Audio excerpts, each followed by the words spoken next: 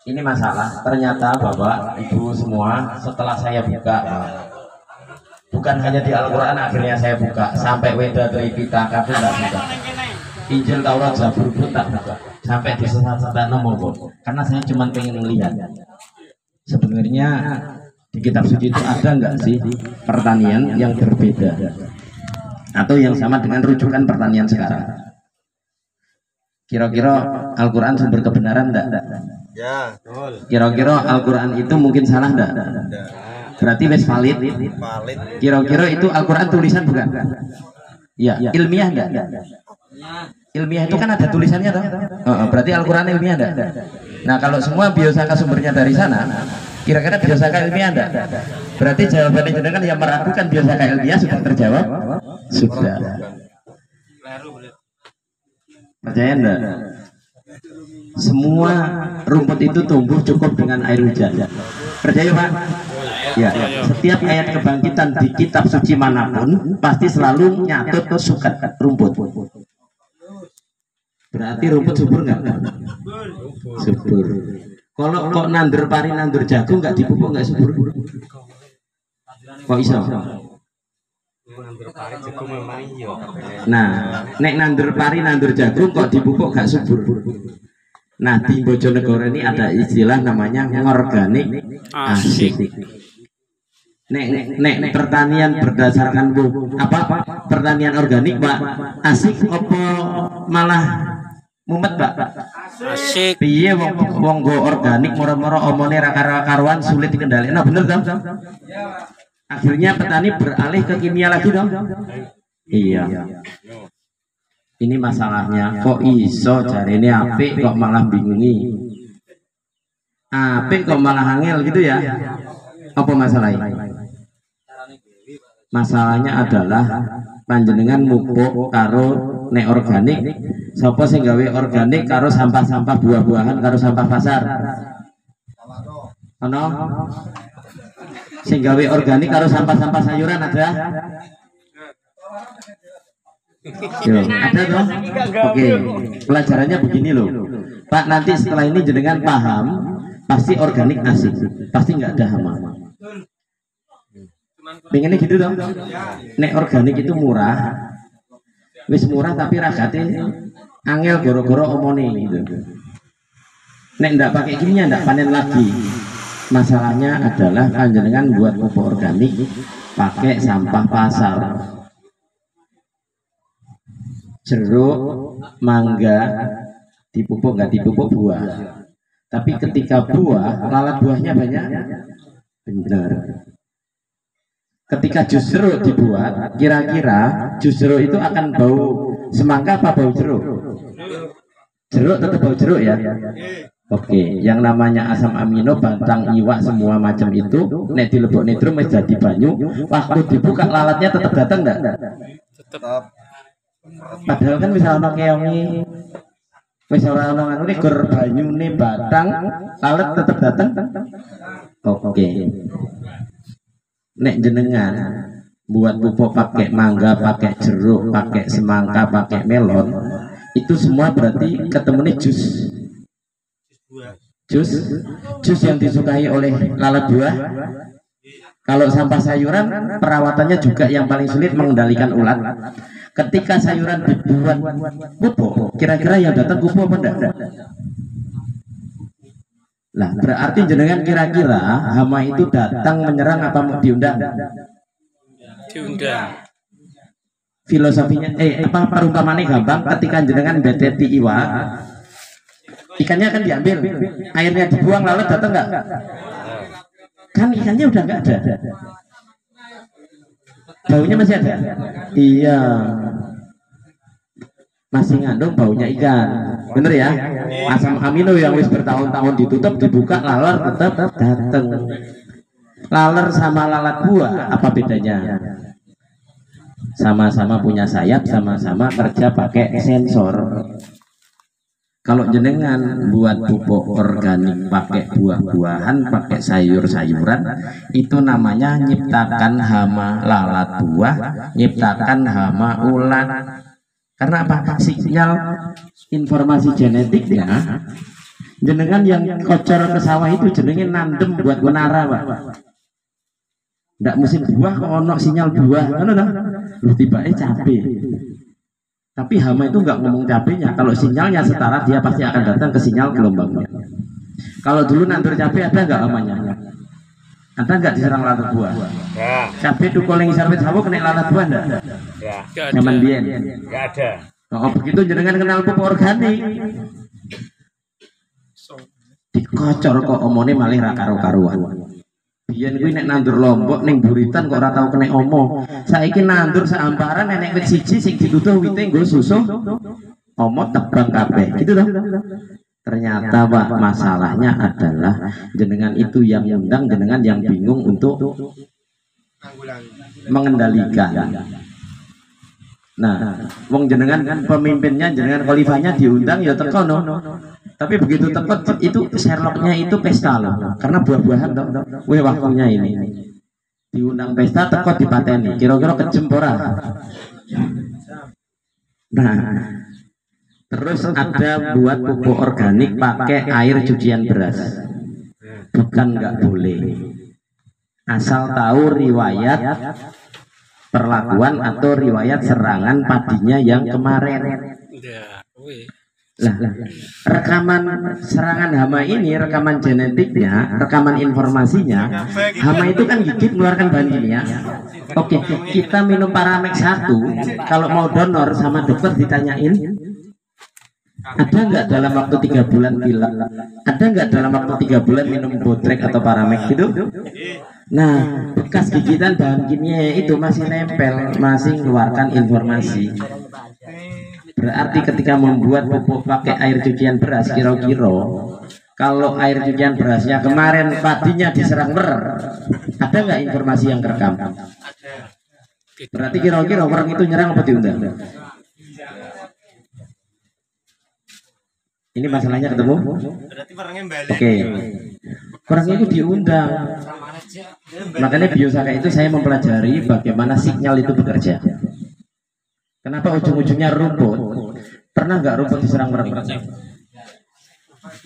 Pernah nggak rumput diserang tikus? Lah yo wis. Hah? Tapi sampai habis total rumput gajahan ya? Rumput pedot. Suka teki sing diserang tikus. Suka teki dipangan tikus. Ya wis aja nganggo suka teki. Nah, kira-kira nah, gini Pak, ini kita dapat pelajaran. Mudah-mudahan setelah ini bertani murah sekali. Ternyata hama kalau tidak ada yang mengundang, hama tidak akan datang. Selama ini fermentasi pakai molase. Molase hasilnya dari mana? Tebu. Tebu. Tanya sama orang selatan, masalahnya tebu itu apa? Tikus dalam sebulan berapa kali ngeracun tikus? Bolak-balik asli. Kira-kira kalau kita pakai molase ngundang tikus berapa? Mesti disalahnya ya tikusnya. Temok nah. Hama itu nggak akan datang kalau nggak ada sinyal yang mengundang. Balik nek biasakan lah. Masalah itu sepele Pak. Ternyata solusinya ya sepele. Karena kita nggak tahu permasalahan nih, barang sepele jadi gede gitu toh. Lah ya temok. Makanya biasa sepele toh sepele nih, panjangan nggak ngerti nek masalahmu ya aslinya sepele gitu loh. Wis toh, nek jenengan mangan jengkol uye mampu apa? Jengkol. Lah iya, nek kelinci makan sayur, urinnya ngandung sayuran enggak? Nek urin kelinci dijadikan pupuk kira-kira ngundang apa enggak? Mbah. Wah, langsung melajari aku. Sesuatu sekolah kok kono aku. Biosaka ini Pak, kalau saya bicara sama tentara langsung nyangkut. Beliau paling tahu. Radar ketika ditembakkan dari Timur Tengah, targetnya Jakarta, itu bisa diturunkan di tengah lapangan, Pak. Atau di tengah pulau yang kosong. Bener Pak ya? Kalau apa? Diajak sinyalnya. Kalau tembus kita ngajak sinyalnya, dihack, selesai. Itu nggak akan turun di Jakarta Pak.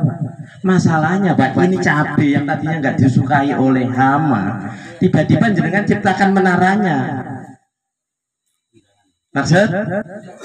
Saiki haman lalat buah itu undang ke orang. Sialnya hampir semua unit pengolahan pupuk organik itu memanfaatkan sampah-sampah kota.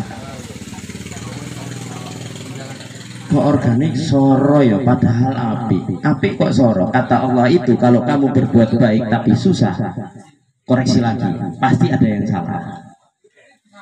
Bener tak? Iya. Percaya karo Gusti Allah ora? Iku aku gak omong. Ya. Terus jenengan percaya karo tletong, percaya karo yo sapi dadi pupuk. Tapi kok gak percaya karo sukete?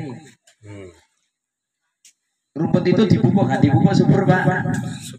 Subur. Berarti menurut rumput ini, menurut rumput semua tanah itu tidak ada yang tidak subur di Indonesia.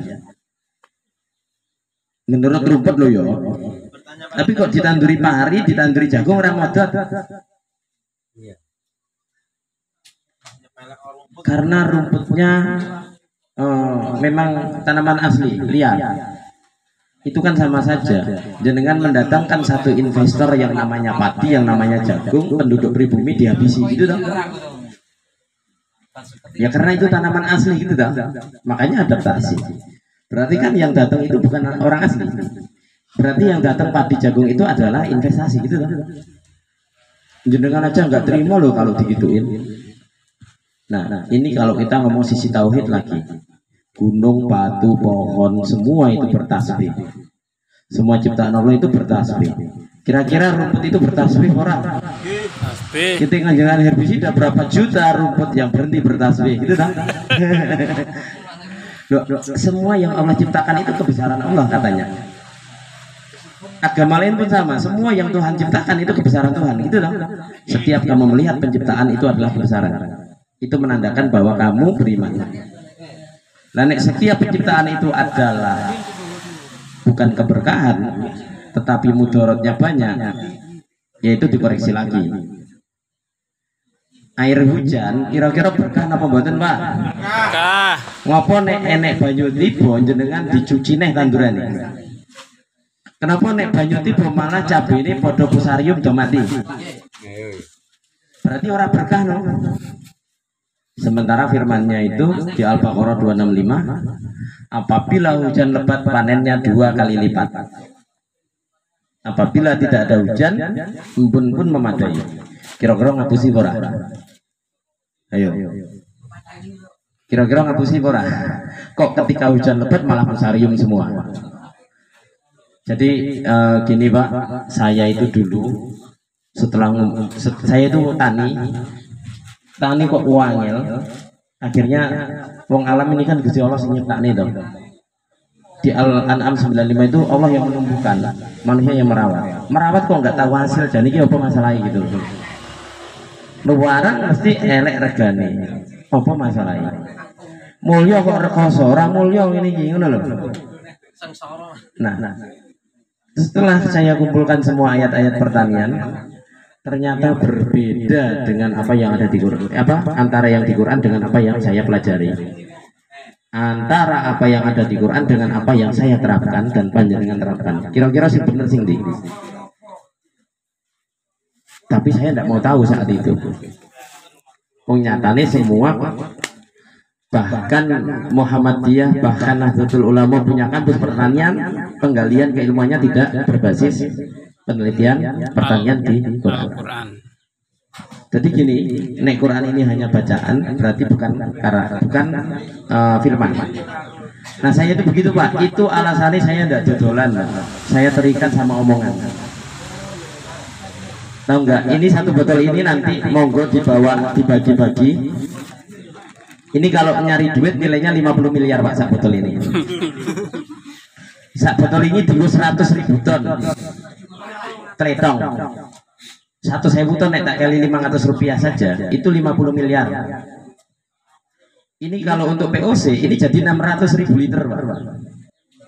Satu tutup ini bisa untuk 3.000 liter urin. Langsung jadi nggak nunggu sesuk. Biasa kawin masuk akal, makanya ini namanya N itu ngelakoni. Saya sudah berhenti dulu ngomong teori. N itu begitu. N ini bukan teknologi, teknologinya namanya bukan N sebenarnya. N itu apa? Ngelakoni. Saya tahu petani itu aslinya orang butuh teori toh. Oh. Tapi nek barang baru kandungannya apa mongkor ngono kae, ngono toh? Aslinya nek dijelaskan tenanan. N kuwi fungsinya begini, senyawa kimianya begini, cara reaksinya begini, jenengan ra mudeng. Nggih toh? Wis, makane N iki pokoknya jenengan lakoni. Nanti kalau panjenengan sudah buktikan, baru jenengan bisa berbicara ini benar atau tidak, ini bohong atau tidak. Ketimbang saya ngomong banyak teorinya, padahal yang nanggapin itu yo nggak mudeng, akhirnya jadi propaganda, jadi fitnah. Ketimbang petani wis ora mulya soro, malah nambah fitnah ya Pak ya. Nah kita akan perbaiki bersama bagaimana ojo matinin nelongso gitu Pak. Isi ada waktu 2 tahun lagi petani yang punya 1 hektar minimal beli Pajero gitu Pak. Kalau sudah organik parkirin yang di apartemen Pak, beli apartemen. Tenang aja. Kalau enggak di atas sawah dibuat rumah, bawahnya tetap sawah. Kalau enggak sawahnya dibuat rumah tapi atasnya jadiin sawah, enggak apa-apa. Jenengan itu kalau buat rumah di tengah sawah, atasnya rumah itu jadi sawah juga bisa. Tapi itu bagi sing duit Pak. Tapi nek dewe ya ora iso. Nah, 2 tahun lagi bisa. Asal mampu organik, kita bisa jadi kaya. Ngapa? Organik itu murah, mudah. Hasilnya bisa dikirim kemana saja di seluruh dunia. Benar? Sekarang ini pupuknya kita beli mahal dari sana, tapi panennya mereka nggak mau. Akhirnya kalau panen harganya murah. Wong selama ini, hari ini sampai saat ini, kalau panen dari Bojonegoro, dari Banyuwangi, dari Jember, dari Malang, dari Blitar dibawa ke Jakarta, sayur-sayuran itu kalau besok siang nggak laku langsung dibuang, larinya ke Bantar Gebang, karena besok pagi datang lagi. Mungkin di sini kalau pasar yuk gitu juga, sayuran yang nggak laku pagi-pagi siangnya dibuang kan? Iya. Dan itu hampir semua pasar di Indonesia sama. Kenapa kok nggak diekspor? Kok diekspor jauh? Singapura saja nggak mau. Kita sadari nggak itu? Singapura saja nggak mau. Iki kok kemelete tau Singapura ini? Wis negara cilik kan wis apa kok dikai iki cok ora gelem gitu ya? Ya karena dia tahu Indonesia ini paru-paru dunia. Percaya enggak? Sampai Eropa itu mohon-mohon Indonesia jangan nembang lagi, jangan ambil konsesi lagi, berikan ke perusahaan lagi. Sampai mereka, wis toh pokoknya tak bayar biro-biro hutannya jadi tebang meneh, biar nggak apa-apa. Karena mereka mengandalkan oksigen dari Indonesia, itu ya. Terus di Arab itu enggak ada hutan. Logikanya yang bengek yang mana? Wis panas gurun pasir, debu kan berarti. Logikanya sing bengek sing di. Logikanya sebengek sering Arab. Katanya di Arab itu rumah sakit sepi banget, kadang dokter gak melayani dalam sehari loh. Rame niku nek musim haji sing loro wong Indonesia kabeh. Nggih toh? Loh, logikanya yang ada di paru-paru yang paling sehat enggak? Ya, iya. Tapi faktanya Pak, Bu, rumah sakit di Indonesia itu yang paling rame di Asia. Bahkan konon rumah sakit Malaysia dan di Singapura itu yang isi siapa? Kok iso? Kok molo ning paru-paru dunia kok loro kabeh? Mungkin nggak keracunan oksigen. Kok ning oksigen kok keracunan tuh Pak? Gara-gara apa Bu? Itu yang senengan makan ya. Banyak petani semangka, banyak petani sayuran, banyak petani melon. Ketika panen, petani yang nanam brokoli nggak berani nanam brokoli. Ketika orang yang nanam semangka panen nggak mangan semangkanya. Alasannya apa? Wis waleh padahal bayangke semprotane. Pak Rokim enggak, Pak Rokim biosaka. Biosaka. Pak Rokim biosaka. Wis tak bilang nek wayang gedene banyune akeh. Tiba-tiba ditinggal lu mau pecah ya wis kono tak nang. Itu organik loh, Pak. Ternyata semangka kalau kita tahu pola organiknya itu mau dibuat 10 kilo pun bisa asalkan tahu teorinya. Sudah tak bilang ke Pak Rokim, nah ini korban beliau, Pak, kalau sudah masuk pembesaran jumlah airnya itu kudu akeh. Ono airnya cukup, ternyata bukan airnya yang cukup. Airnya cukup, tapi bukan masalahnya air. Bar dipupuk pembesaran ditinggal orang dino. Nah itu masalah toh. Witnya nggak kuat. Pani ketika dia curhat pohonnya gini-gini tak nang nemen kapok. Asli Pak, itu bukan karena nggak tak tanggapi, karena aku wis pesen. Airnya kudu melimpah saat pembesaran itu. Nah, itu semuanya organik, bisa. Organik itu kalau nggak ada sinyal yang mengundang, nggak akan ada wereng, nggak akan ada tikus, nggak akan ada lalat buah. Salahnya sendiri dengan buat pupuk organik untuk pupuk tanamannya, tapi menghasilkan buah itu untuk mestahapora hamanya. Semua hama itu sama seperti lebah. Sesuai undangan ya Pak. Lebah itu tidak datang ke bunga. Lebah itu diundang oleh bunga. Bunga itu koyok menara, begitu nektarnya mekar, sinyalnya bisa terdeteksi atau tertangkap oleh sinyal yang ada di sayap atau di antena. Buah-buahan di sini masih kecil saja, itu berbagai penjuru lalat buah untuk datang. Kenapa? Untuk meninggalkan telurnya. Lah masalahnya kok itu dijadikan jus, dijadikan pupuk untuk cabai, udah cabai selesai. Dijadikan jus untuk melon, udah melon selesai. Lah tikus itu penyakitnya tebu. Lah kok buat pupuk pakai molase? Bunuh diri enggak? Akhirnya tikus itu datang nyerang atau diundang. Begitu datang setrum di mana-mana. Begitu datang bingung atasinya, gitu ya. Selama sinyalnya di situ nggak berubah, Pak, tikus nggak akan kemana-mana. Itu teorinya. Kok iso? Tikus itu sama dengan kucing. Ngerti enggak? Kucing itu kalau mata wilayah, gawa patok, gawa palu, apa tinggal ngangkang. Gitu. Lo itu masih dia rekam dan hama lain tahu kalau itu wilayah kekuasaannya, Pak, sampai 15 tahun nggak hilang. Moro, bahkan motor lagi parkir moro mau diuyuy, terus gitu toh? Iya. Kowe mlebu wilayah kekuasaanku gitu loh Pak maksudnya. Kalau Pak Tentara paham banget ilmu ini, makanya saya banyak ketemu Pak Tentara. Walah biasa lagi kuwi to, wis nek ngono ilmiah. Saya ngomong ilmiah iki asline lah, dia sendiri ya ngomong. Karena tidak paham menciptakan makanan itu benar. Tapi nek makanan ada racunnya, kira-kira bener kurang? Ada peribahasa gara-gara nila setitik rusak susu sebelangan. Nah ini pemahaman dulu Pak ya, biar jenengan nggak bingung nanti, nggak tergantung. Biar nek pengurangan pupuk nggak demo. Mbak susu sak baskom nek tak kei getah jenuh, tahu nggak getah jenuh tubuh?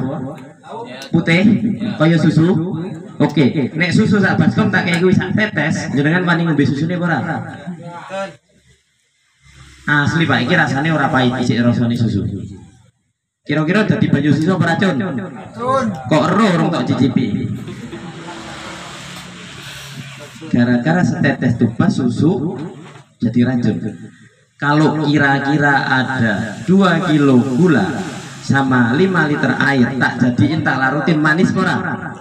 Juruh, wih 2 kilo gula 5 liter banyu manis ora? Tapi nek tak kei sak tetes abamectin jenengan wani ngombe. Kira-kira banyu gula apa banyu racun? Manis lho Pak isian. Kok dadine racun? Padahal jenengan itu seneng nek tuku hair insect. Begitu disemprot, tak gitu toh. Teksek gitu. Kira-kira itu masuk nggak ke pohonnya?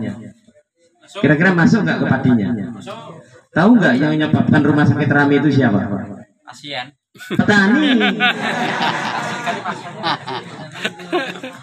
Serius Pak tentara itu yang terjadi. Lah wong gula 5 liter wae banyune manis dikai sak tetes wae rawani ngombe to.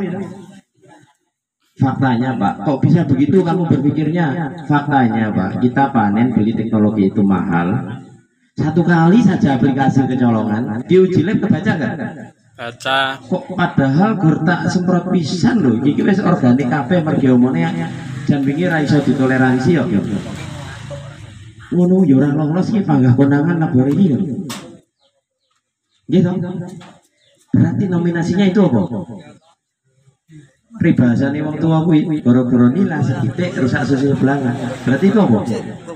Berarti kita makan berdoa dan makan racun. Itu kira-kira piye? Ngono kok ngabir-ngabirne wong. Itu kufur loh, Pak. Jujur.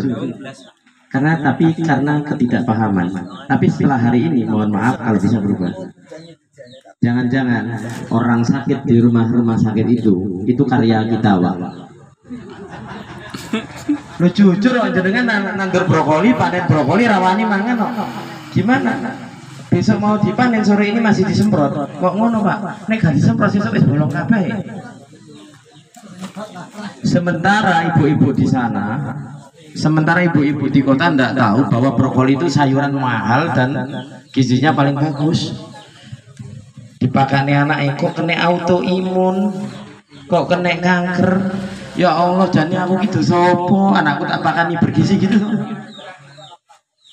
Ternyata kesimpulannya panjenengan petani itu diikat oleh aturan, jenengan gak terima ciptakan racun untuk mereka yang buat aturan gitu, Pak.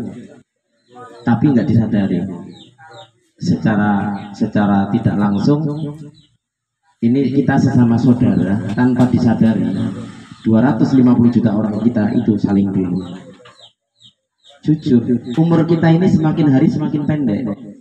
Kenapa? Regenerasi sel kita itu habis untuk melawan racun dari makanan. Saya kemarin waktu ke Bali, saya itu ketemu bule, usianya 92 tahun nih, masih suami istri. Kira-kira nek 92 tahun yang kene kaya apa bentuknya? Lemah ya Pak Warno, kayak lemah, kayak Pak Warno gitu ya. Melaku wis go teken geter kabeh gitu to, Pak. Nek nyekel pintu horok kabeh gitu. Dan dia itu datang ke Bali dari Eropa, kira-kira wis pikun apa urung? Mulai diwasi ngerokok. 92 tahun. Dan dia itu suami istri, masih naik gunung. Kira-kira melaku apa nggo pesawat munggah gunung kuwi? Terus tak tanya, tipsnya apa? Masalahnya di mana? Ya kita nggak makan racun kayak orang Indonesia, kurang ajar nggak, Pak? Kita nggak, kita ini bangga banget ya nek ngomong nih sebelah disemprot teksek gonku cek suwe prosesnya ya. Obatnya apa kuwi regane pira ngono ta?